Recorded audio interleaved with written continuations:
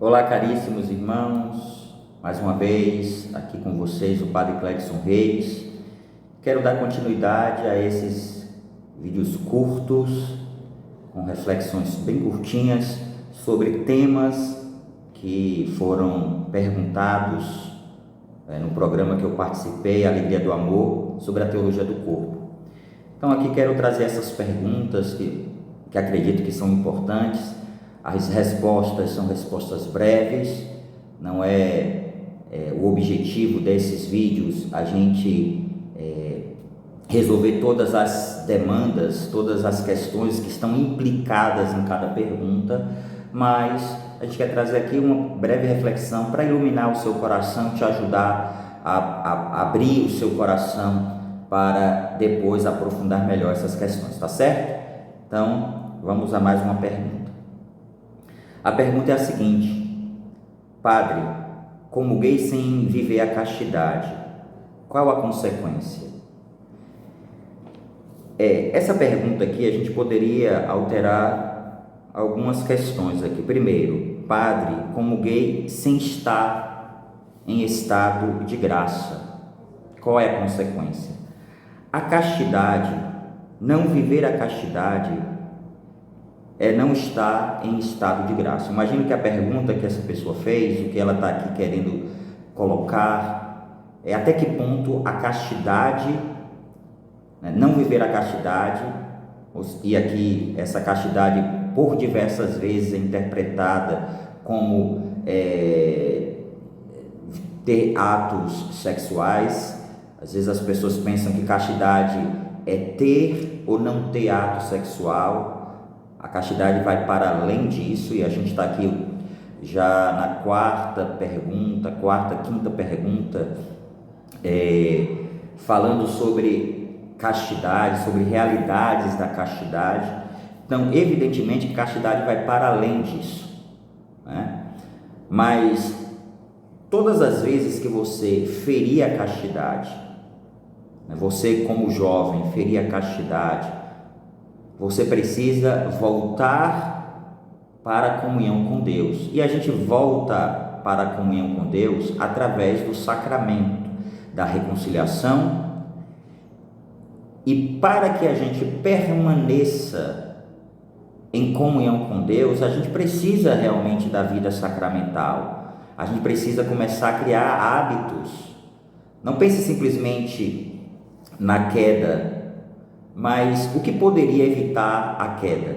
Se você caiu, antes de você voltar para o sacramento, você deve se confessar, porque você feriu a sua comunhão com Deus.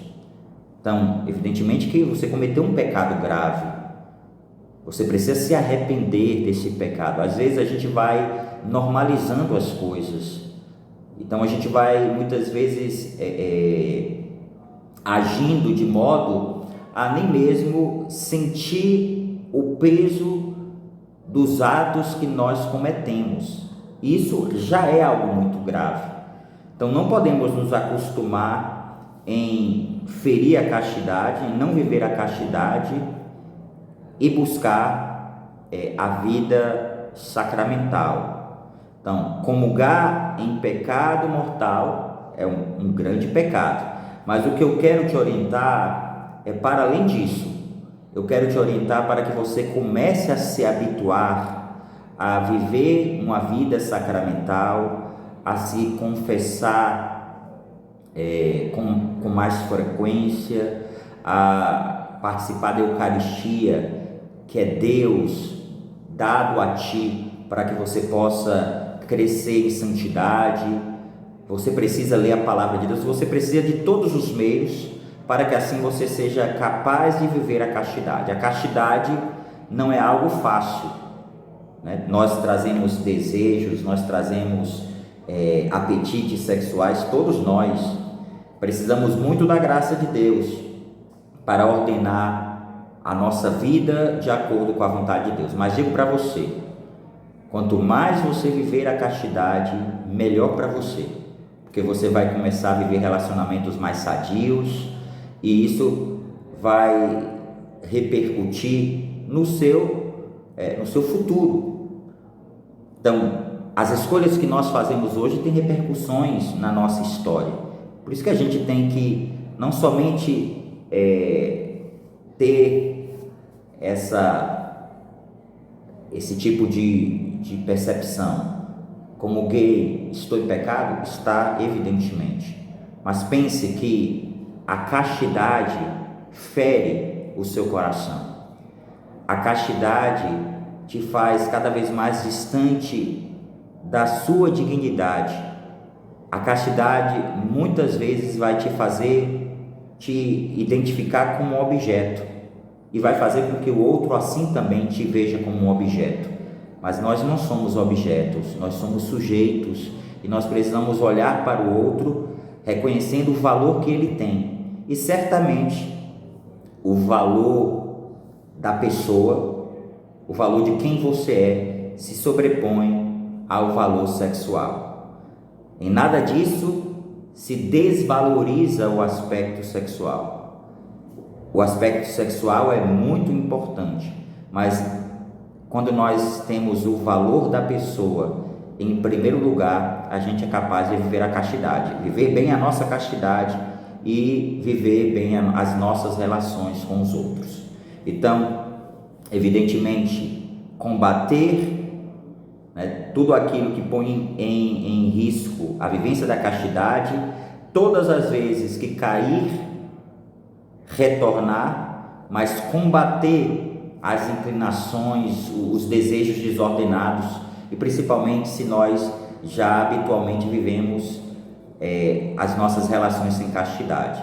Se nós vivemos sem castidade as nossas relações, aí é necessário começar um processo de cura interior, de mudança, de transformação do nosso coração, das feridas que nós trazemos, porque é preciso viver com coerência a nossa vida, a nossa vocação. Então, que Deus te conceda esta graça, para que você possa cada dia corresponder à vontade de Deus. Você é muito mais do que simplesmente o seu corpo. Você tem um valor para além do seu corpo.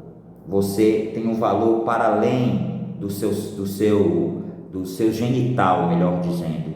Você é valiosa porque você foi criada por Deus, e o sexo vivido dentro do projeto de Deus, ele vai trazer muita coisa boa para você, uma família equilibrada, filhos que vão ter ali a proteção do pai e da mãe, enfim, um contexto que vai favorecer muito você ser feliz, tá certo? Deus abençoe, shalom!